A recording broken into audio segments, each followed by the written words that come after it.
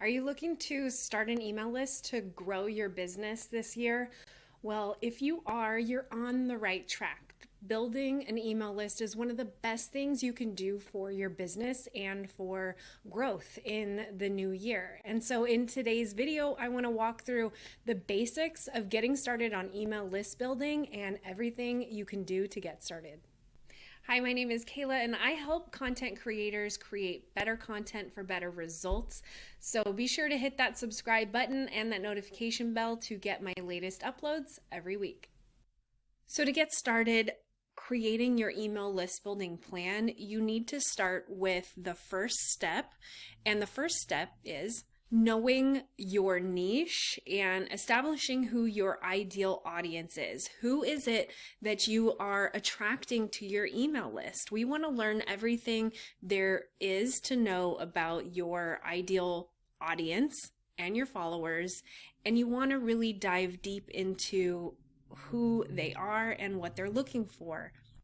So in order to grow your email list, you need to know who's going to be on that email list. So it helps if you research your target audience and find out what they need and are asking questions about and what they want, because you'll end up creating content and lead magnets that will attract them. So we're going to talk more about that in a second, but you need to do that research in order to create that content or those lead magnets or attract them to your email list. So you want to take the time to research who they are and then have a look at your competition, anyone else who's in your niche, and figure out what you can do to set yourself apart.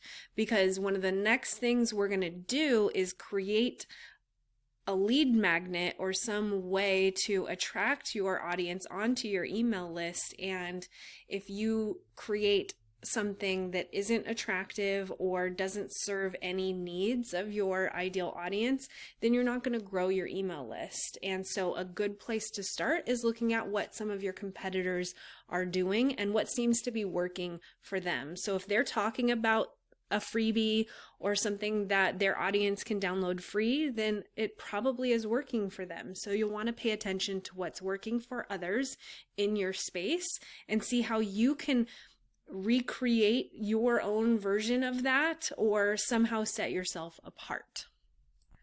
Once you know who your target audience is, the next thing you want to do is create that lead magnet or that way to attract your audience onto your email list. So what is a lead magnet? Well, essentially a lead magnet is something that attracts your leads being the people on your email list. It's a way to attract them onto your email list. And so that tends to be something free that people download, something along those lines, but I'm going to give you a few examples. So there's many different types of lead magnets you can create. One could be a free printable, it could be an ebook, it could be a video. It's essentially anything that you think would be valuable enough for your audience to exchange their email address for. So typically that tends to be some kind of a download or something they can access after they've entered their email.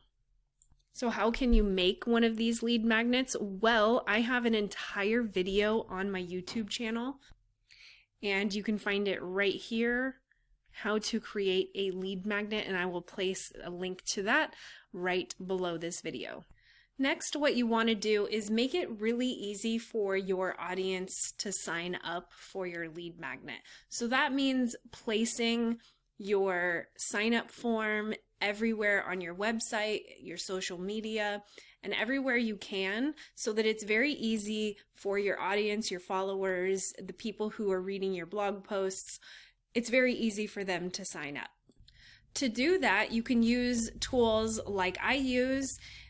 ConvertKit is the tool that I use to grow my email list, create sign-up forms, and deliver my lead magnets and my emails to my email subscribers.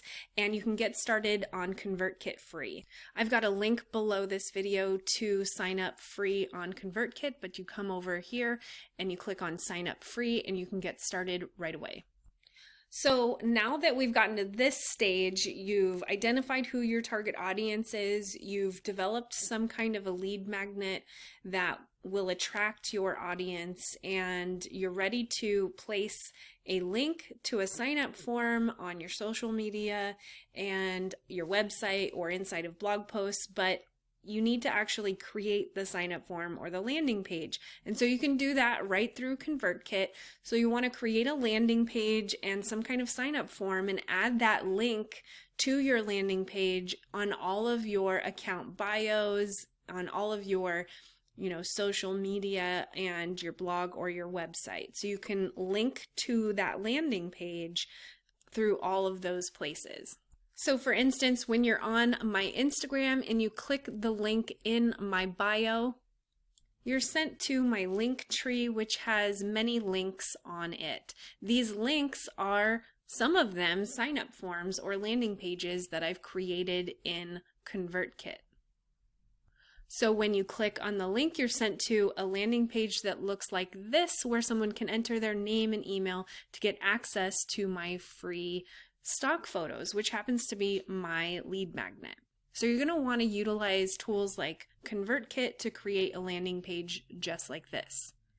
You can also embed those same forms where your new subscribers enter their name and their email. You can embed those on or inside of blog posts or as pop-ups on your website as well.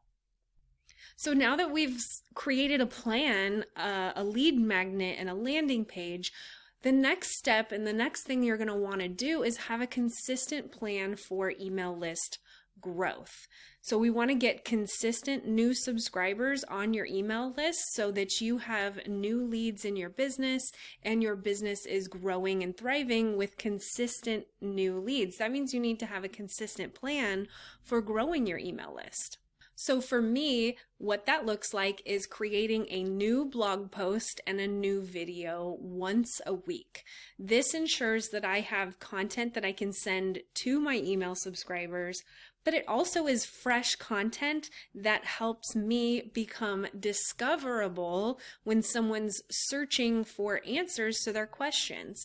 So when I'm writing a blog post or I'm creating a video, I'm not just doing that for my existing following, I'm also doing that as an opportunity to grow my email list and get new eyes and new followers on my content. So for you, if you have a blog or a YouTube channel, one of your email list building tools and consistent plan for growing your email list is going to become that blog or that YouTube channel. Another way that you can continually grow your email list is by showing up daily on social media. And so I've got many videos on growing your Instagram, your Pinterest, or other social media accounts, so be sure to check out those videos in the links below. So speaking of showing up daily on social media or creating content on your blog or maybe your YouTube channel, you're going to want to place call to actions on those social posts or in those videos. So you're going to want to place a call to action to join your email list everywhere. So that means call to action to join your email list might be on a blog post, a website landing page, the about page on your website, or within your social media captions. It could be during short videos like Reels or Instagram stories, or within longer videos like the YouTube videos. But you're going to notice at the end of this particular video, I'm going to give you a call to action to join my email list. Now, when that happens, definitely pay attention to how I do that, because then you can use that as inspiration for how you're going to do it within your social posts or your videos.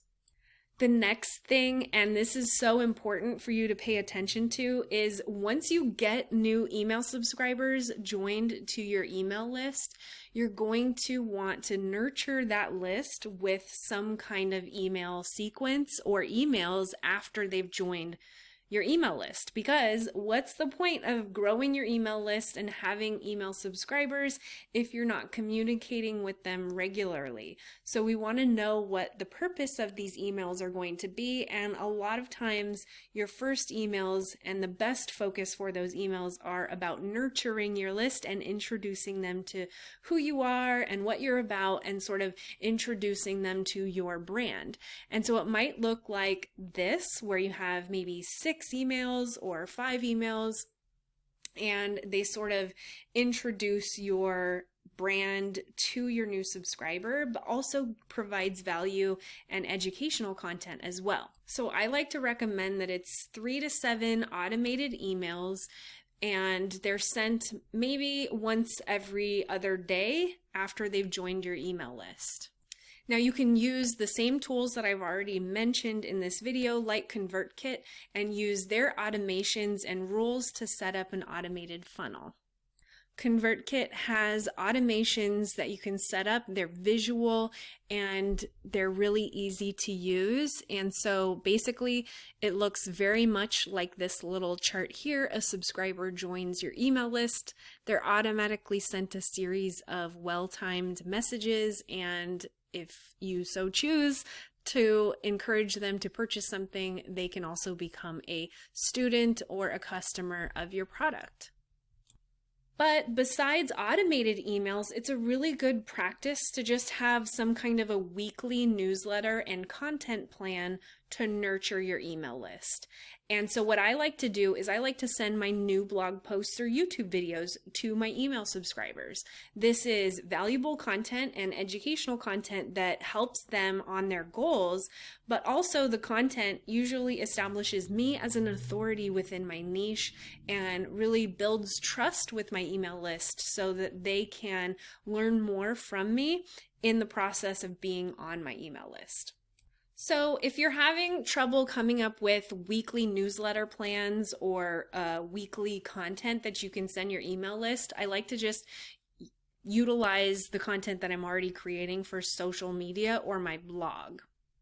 So within your weekly newsletter or your weekly email to your email list, just link to one of your social posts or one of your blog posts, and do that at least once a week so that you not only are educating your audience, but keeping that open communication with them so that when it comes time to offer something, launch something, or sell something, that they aren't surprised by receiving an email from you, because they're used to getting weekly emails from you.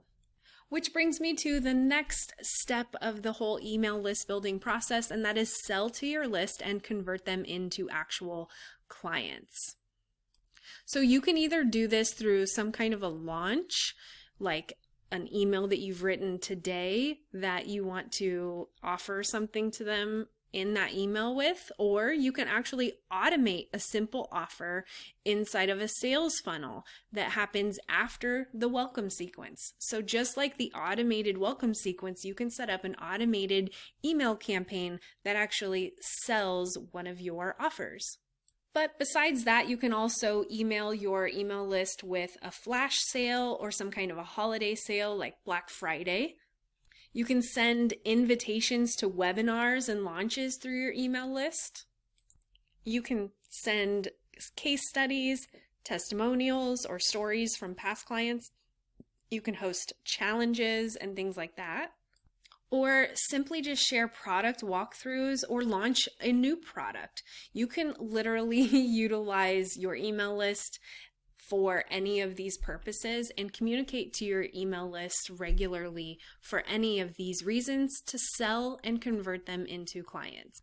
So what I want you to remember is when you're creating social content, videos, or any kind of content, always remember to talk about the value of your lead magnets frequently.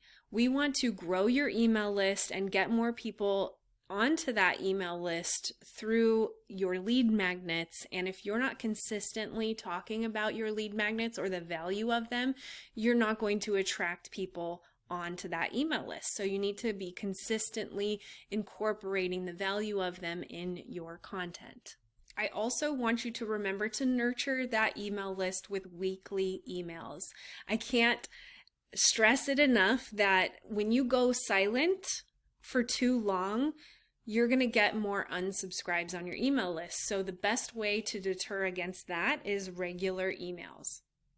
Then you want to keep your emails to just one topic and one call to action. So whether you're selling something or you have a new blog post or you're launching a new product, you want to keep your emails to your email subscribers simple and on one topic with one call to action. That's going to reduce confusion and get you more click-throughs on your emails when you're sending emails out.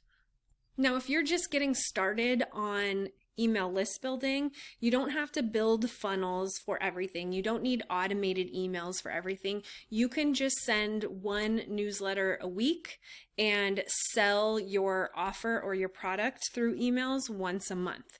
So that just means that you're focusing on growing your email list through the month, and then once a month you're sending an email or a series of emails that talks about your products and your offers.